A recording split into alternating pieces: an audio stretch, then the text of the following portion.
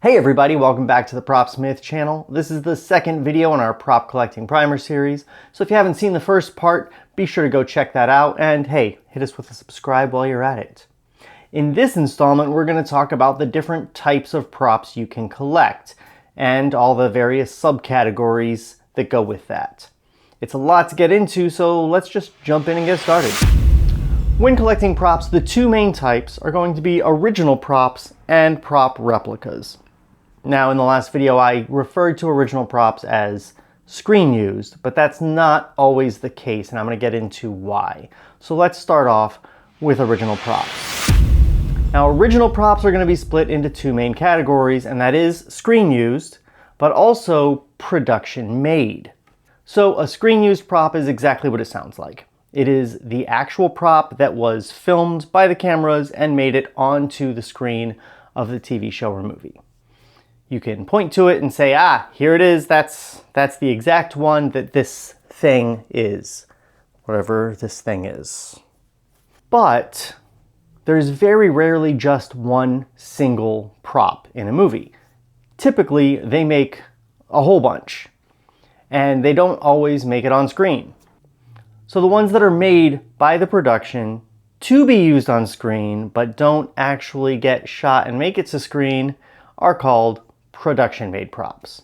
A lot of the time, these production-made props will be indistinguishable from screen-used props because they were made at the same time, in the same batch, and they're also highly desirable. But if there's a way to prove that a specific one was actually shown on screen, then it is slightly more desirable. Now, both screen-used props and production props have subcategories to them. And while there are a lot of minutiae to these subcategories that I'm not going to get into today, the main subcategories are hero or stunt. Now, a hero prop, whether screen used or production made, are the ones that are meant to be shot in close-up or just seen really well. If you get a really good shot of a prop, most times it's going to be the hero prop because they're called hero shots. That's where the name comes from. Now, very quickly, there can be semi-heroes, there can be superheroes. There's all sorts of shades of gray in this, depending on what the prop is, what the budget is, all sorts of different things. But for the purposes of this conversation, we can just say hero prop. So, as an example from my collection here, this Green Lantern power battery from DC's Stargirl is one of 4, I believe, that were made. This one was seen on camera, and it is a hero because there wouldn't be a shot of this that you would say is too close and makes it look bad. Whereas this coffee mug that I'm using right now would be a hero prop, but it's production made. It wasn't shot on screen to the best of my knowledge, but it did come from the production. As for stunts, this Furba dagger from the Constantine TV series is an example of a production-made stunt prop. This was not shot on screen, that's why it's production-made, and it's made of a foam rubber material that's soft and squishy and bendy for the protection of both actors and the prop itself. If this were to be thrown on the ground, it wouldn't really get hurt, and if an actor were to be running with it and should trip and fall, they're not going to impale themselves and die. A stunt prop is what you're going to see most of the time on screen. If it's not a close-up of the prop, or if there's a whole bunch of motion, it's easier to just give a stunt prop to an actor to make sure that everyone's safe on set. It's also worth noting that stunt props have come a long way. For example, this cosmic staff behind me here, that is a screen-used stunt prop. And honestly, you can hold it in your hands and not realize that it's not a hero prop. You have to actually squeeze it to tell that it's made of a softer material than the hero props are. So those are the types of original props that you can get. These, as I said, are the most sought after, they're the most rare, and they can be prohibitively expensive depending on what they are. And the rarity comes from the fact that they only make as many as they need to for any given production. And that number is never very high. It might just be a couple. It might be a dozen or a couple of dozen if it's a huge production with a prop that features in almost every scene. But at most, there's only going to be a handful of any given prop available on the market. And depending on how popular that thing is, it can be really, really tough to find one and afford one. And that's why collecting prop replicas is very, very popular, because it opens up prop collecting to the rest of us. And oh boy, there are so many different types of prop replicas. It's going to take a minute, so let's get into it. Now, the first couple of types of prop replicas sort of bridge the gap between original and replicas, because they're the closest thing that you can get to an original without actually being able to get your hands on an original. The first of those are replicas with lineage to an original prop. Here's an example. Mjolnir here. Mjolnir? What's Mjolnir? My replica of Mjolnir has lineage to the original props because all of the parts that make this up were cast from the same molds that the semi-hero props were cast from. So that is a first generation lineage. Basically the closest thing that you can get to one of the production made props without it actually being production made. Though to be completely accurate, the head and the leather pieces are first generation, while all the metal pieces and the handle are second generation, because I recast the parts that were cast out of the original molds so that I could cast them up out of actual metal. And then the strap I made myself. So what this gives you is a replica that is essentially indistinguishable from a production-made prop, while also having sort of a familial tie to that original prop. Now, the next best thing from actually having lineage is something that was made by the creator of the original prop. And I've got an example of that too. This Season 1 style Battlestar Galactica blaster was made by the same guy who made the ones for one of the Battlestar spin-off shows, using all the same exact methodology and materials. So again, this becomes essentially as close as you can get to one of the screen-used ones as humanly possible, made by the same person who did it, which is almost lineage. And then you have found items. Now, these are things that aren't necessarily replicas at all, because they haven't been replicated, but they're the same thing that were used in a movie. So, for example, this shot glass here.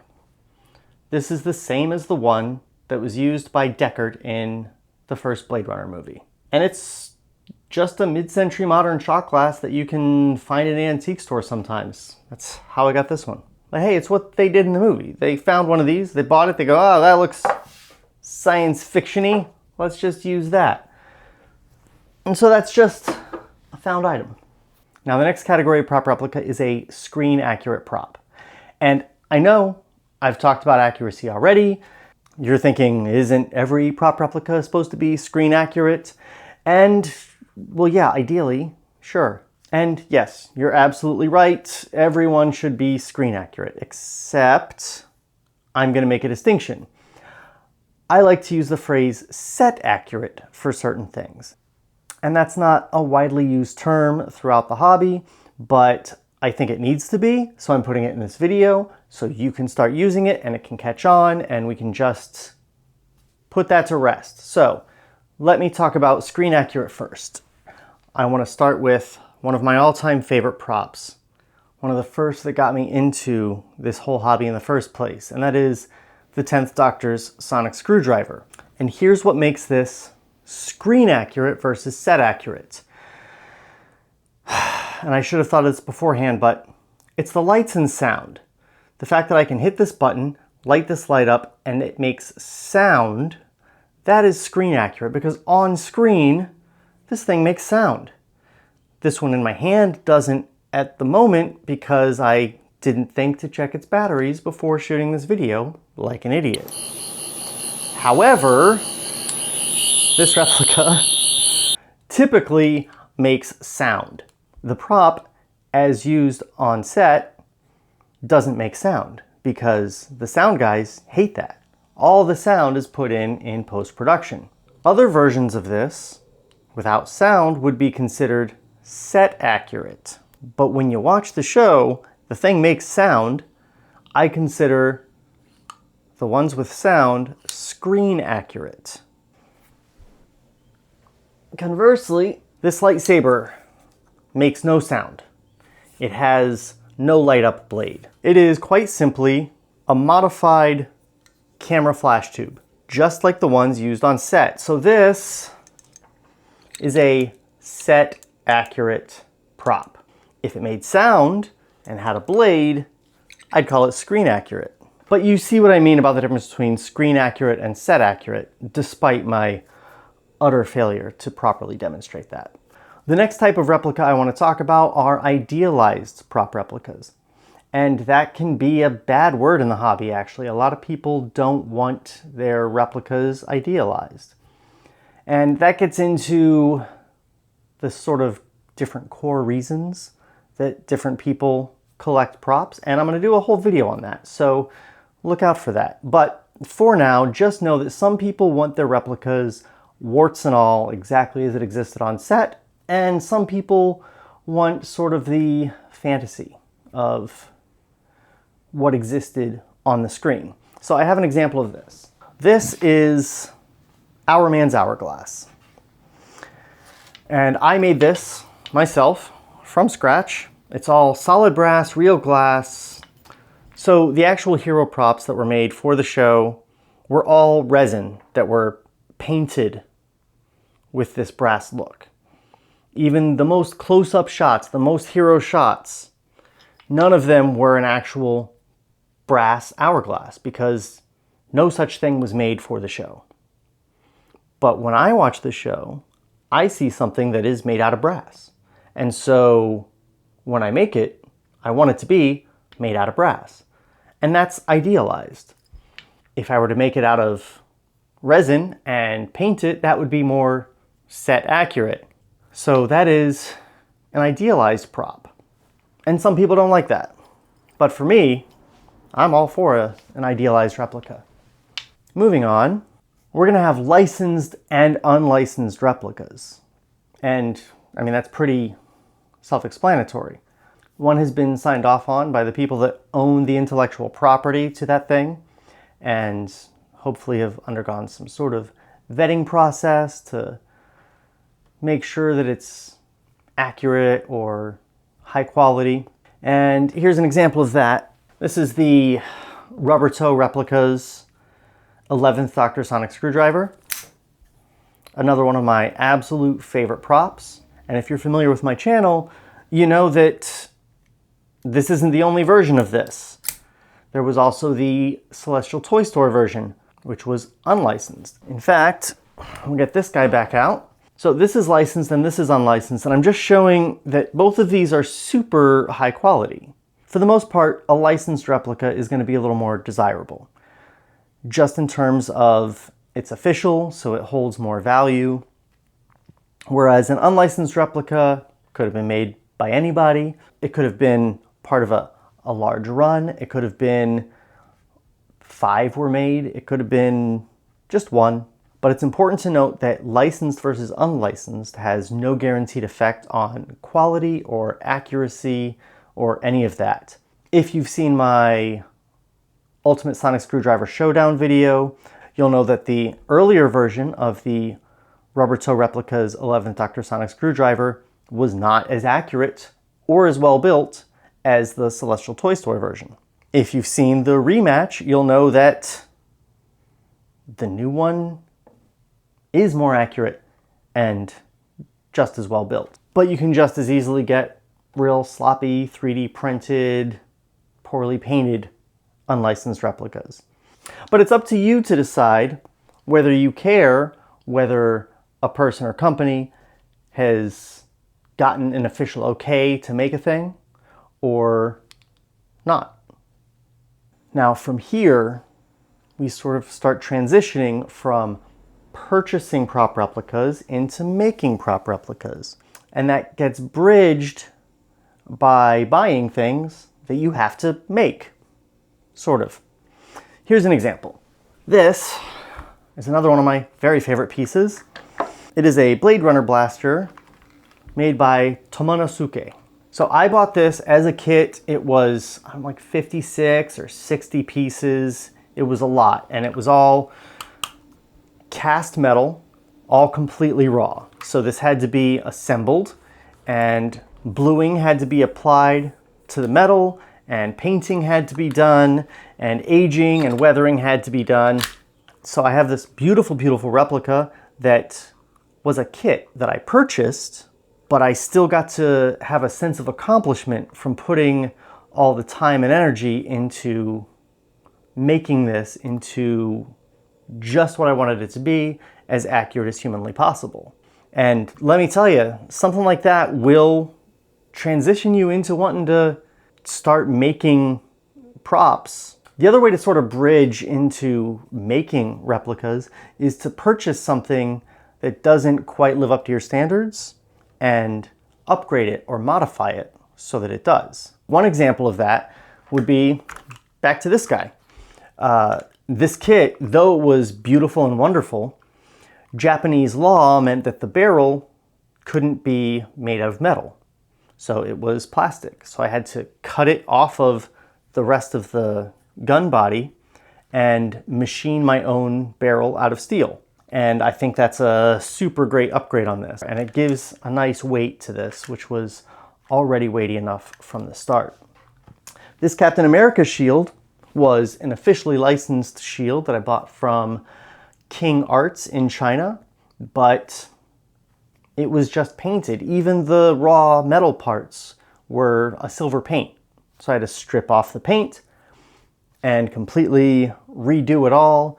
I've got a whole video on that particular glow up. One of my favorite little glow up projects that I've done. So it's worth noting that all of these categories that we've just been through for prop replicas aren't exclusive.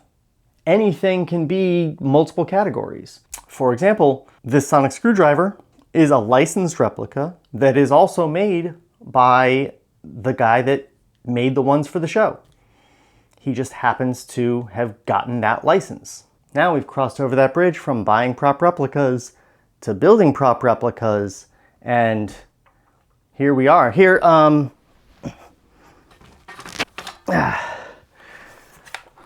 this Farnsworth from the show Warehouse 13. This is the first prop I ever replicated. This is my second version of it because I learned some things after the first time. And it's another one with dead batteries. Otherwise I would show you that it's got working electronics.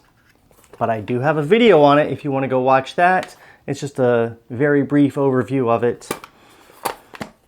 So that's self-built.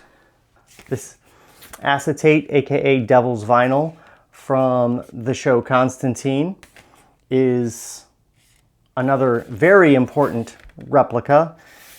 This actually is the reason I work in the film industry, and I'll have a video coming up on that as well. But even self-made props have subcategories. There are assembled or scratch built.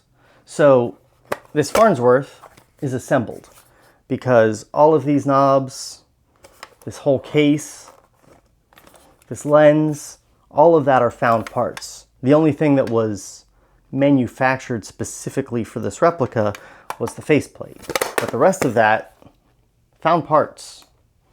So the majority of this was assembling a prop. Whereas something like the maze from Westworld, this started as absolutely nothing. I made this out of thin air.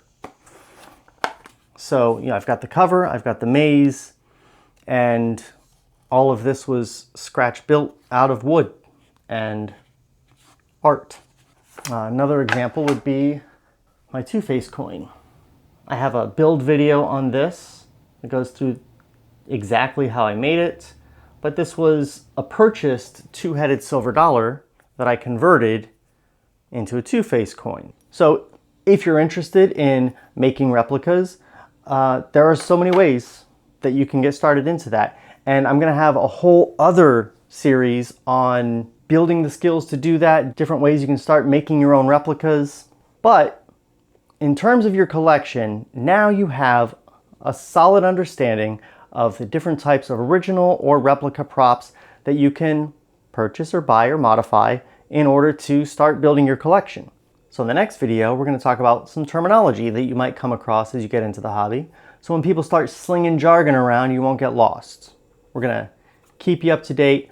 So please, if you want to make sure to catch all those future videos, you know what to do. This is YouTube. This isn't new to you. You know, subscribe. There's that little bell icon. You click on that. Ding! And you're going to get notified when new videos come out. So check that out, and we'll see you next time.